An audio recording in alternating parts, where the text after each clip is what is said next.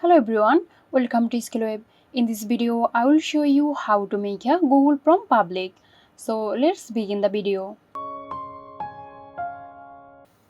Begin by opening your Google Form. Locate the form you want to make public and click on it to open the form. Click on the Send button. Now from here, click on the Copy Link button to copy the link to your form. Share this link with anyone you want to provide access to. They will be able to access and fill out the form using the link. So that's it. Hope this video helped you out.